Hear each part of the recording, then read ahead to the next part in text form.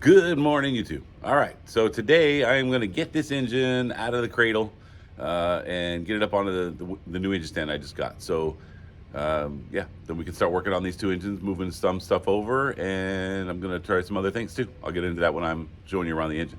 Okay, let me show you what's going on here. So I got to get the engine out of there, and Aston Martin did where they mounted the transmission coolant lines into the bottom of the engine pan. So it is what it is.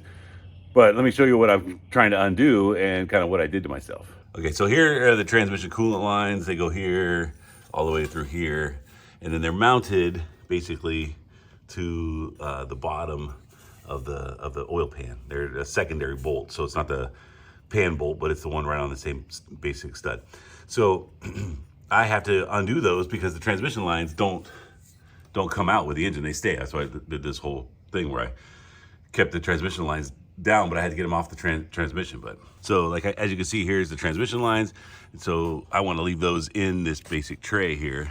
Well, so what I did to myself though, which I think I can work around, but I've got this big rack here that the engine's sitting on, and now I have to get up in there to get to those bolts. Thankfully this thing has slots, so I'm hoping I can just work around these slots.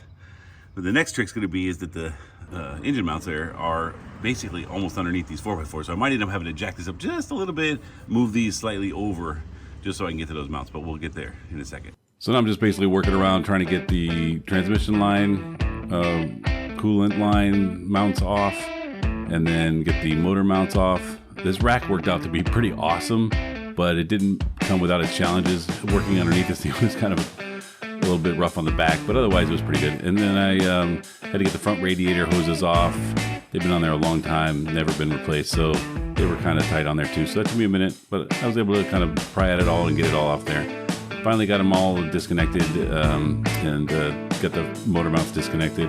Had to move those 4x4s a little bit with the mallet, but it all came off. So in the end, it all worked out pretty smooth. No big issues here. Got all the bolts off that I needed off from the bottom. Thankfully that rack had those slots in it, so that worked really, really well. And then after that, we were able to get the A-frame set up that my neighbor Jim brought over. That thing was completely awesome, actually. It was an old swing set he got from a school that was getting rid of it. So yeah, we were able to use that. I got a little chain hoist, hooked it up to the swing set, and hooked it up to the engine, and it worked perfect. Okay.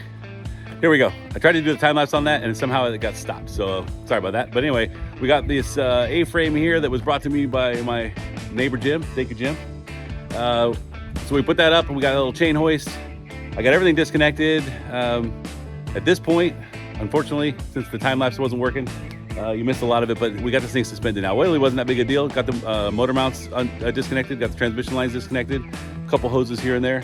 Otherwise, this thing is just swinging right now. So we're gonna go ahead and pull this whole bottom section out from underneath it and then mount this thing to the engine mount.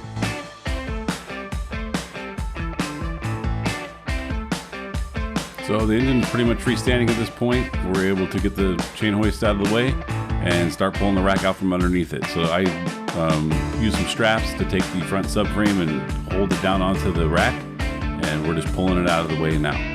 So it worked out to be, like I said, completely awesome to have that rack and that A-frame. Jim here found we had forgot one cable from the alternator, so I had to undo that cable. Not the end of the world, but again, no big deal. Nothing broke, nothing like the headlights. So we're able to get that undone. Once that was undone, the thing pretty much just started pulling away from anyway, so rolling down the driveway. And there you go, engine out of the subframe.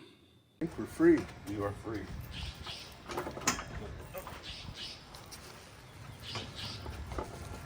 Okay. That is, I've been crazy. All right. We got a freestanding engine. Okay, pretty exciting. We got the new engine here. We got the old engine here. They're both of them completely out of the car. Now I can get started tearing these things down. So I'm gonna tear this one down, probably do a compression test on it, bore scope out all the cylinders. I'm gonna probably take the cats manifolds off of this one and decat the primaries on this one and then put them on here. So I'll take these manifolds off as well, but then I'll have them for a spare if something comes up and it didn't work out. I'll move the O2 sensors to behind the secondary cats see if that works, and if not, we'll have to get a little ECU tune-up, I guess. So thank you for watching. Make sure to like and subscribe, and we'll see you next time at GB9 Garage.